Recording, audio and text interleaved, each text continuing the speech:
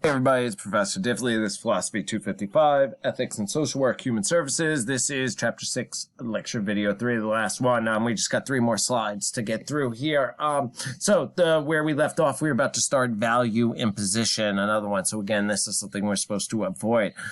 Imposing your value on others is, forcing your views on others, letting your values, in the social work context, letting your values guide the decision-making process. Remember, the client, we're client-centric, right? The client's goals, the client's self-determination, their values are supposed to guide. They need to make the choices. Value imposition is when you're imposing that upon others, forcing it upon them. So, again, but part of your job is to help people choose between available options, right? So you got to give your clients options on here's the best.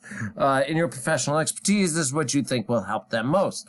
And when we do that, sometimes it's easy for people to, give away which one they think is best, right, of the available options. And so they'll, maybe give, when they speak, they'll change their tone, just their body language and things like that. That can be a way you can impose your values, right? I give you 3 options. The first 2 I talk about, but I don't, I talk about like this, and I'm like, I'm not sure that thing. But then with another one, I'm all gung-ho about it. That sends a signal to the client that maybe that's the one you want, right? It may not be the one that the client wants, but it might be the one you want is how they're gonna see that. So you're gonna have to help them choose available options. But again, how do we avoid doing this? So can you provide this help without imposing values? Yes, of course you can. That's why you're in this job.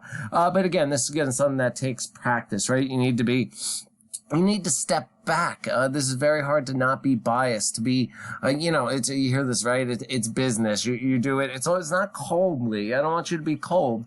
But you give people options and you give them the full thrift that they deserve, right? You don't, it's just something it will become better, with practice and in practice. So you can do this, but is it ever necessary or acceptable to impose your values on others? The code says no, you're not supposed to impose your values. But again, like we talked about, and when it comes to things like, talking someone down from suicide, right? They say there's nothing left, no reason to live. And you're saying, but there is. There are. Well, that is to a degree, I guess you can call that imposing your values, but we would accept that, right? Why? Because we're saving a life. We're protecting life there. Same thing with drug addiction, substance abuse, right? We're trying to tell them that, this is the right way to do it is to get clean, to want to get clean, help yourself, help your family, that thing. So you are imposing your values there. So to a degree, but that's not what we're talking about when we say impose your values. Again, is you say you're dealing with a client who is not religious, but you're making them make choices you would based on your religion. You're making them make choices that they wouldn't normally based on your values alone. Again, this is something you have to be diplomatic in it. And you have to trust the client. They might not always make the decision that you like, but they have to own it. They have to go with it. Your job will be to be there to help them carry it through. And once they make that decision, you need to be all in there. So that's why we're trying to avoid this. And again, we talked about when it could be acceptable. But yeah.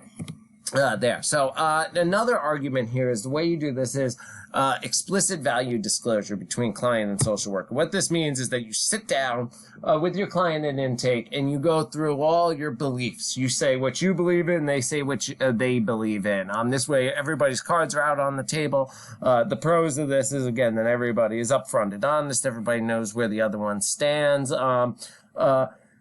That's one view of it. A problem with this, the pros of that is, again, that everybody knows where they stand. Everybody's upfront and honest. You have to tell them all your bad things, all the things you believe in. And again, one pro of that maybe then shows that you're human, that you have, issues as well, like we all do, that sort of thing. But there are also negatives, cons to this.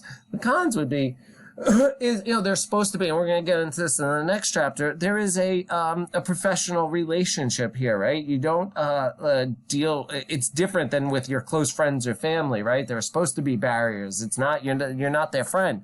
You're helping them, right? You can care about them, but you're not their friend in the sense that we normally think of that there.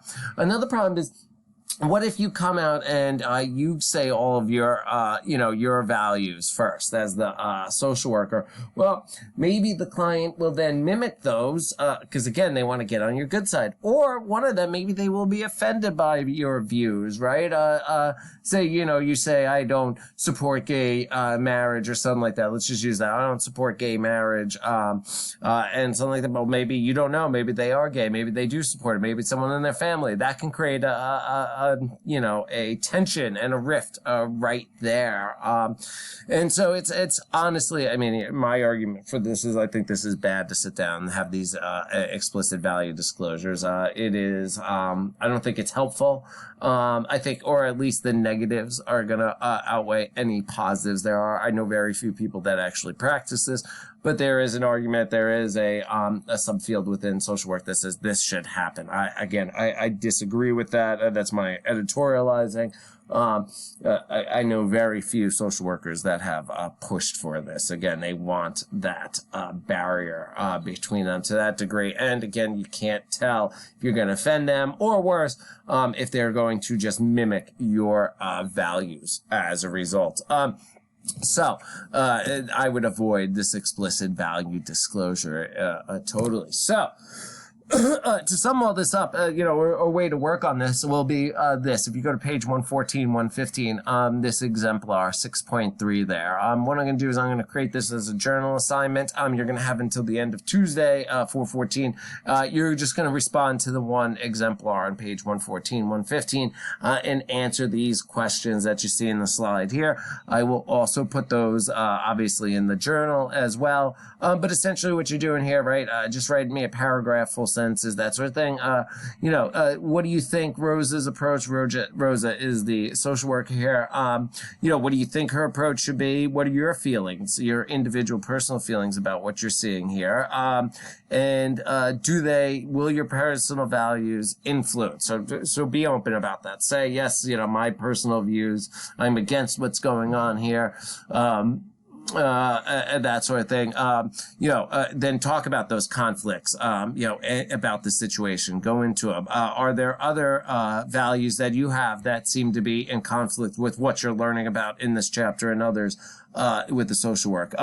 Then, tell us, how would you respond? So, one, you're going to tell us what Rose's approach will be. You're going to identify your conflicts, or if they, your values, and talk about those. You're going to say how you think Rosa, the social worker, should respond here. And then, again, try to create that response without imposing your values. And show us how you're doing that. Tell me how. This should be no more than 2 paragraphs. You can get away with this in a paragraph, but it really is going to help work through some of these ideas on value judgments, of trying to stop value judgments and not impose our own values. So, all right, that's it for chapter 6 that we got here. It's a pretty short chapter. There'll be a quiz on this in chapter 5. Very short quiz. Just really going through the code and the slides here. That's all you need from this. Everything that's is in the slides there. Let me know if you have questions, as always. All right. I know you guys do great. I hope everybody is well. I'll talk to you soon. Bye.